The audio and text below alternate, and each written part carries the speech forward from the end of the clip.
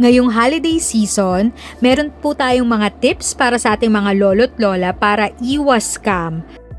Ang una po, galing ba ito sa legit na phone number ng bangko o credit card provider mo?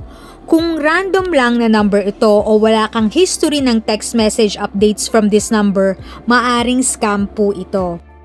Ang pang-second naman po is, ikaw ba ay nag-avail o nag-apply sa promo o offer na nasa text message? Kung hindi, maaring scam din po ito. At pangatlo, may link ba nakasama sa text message?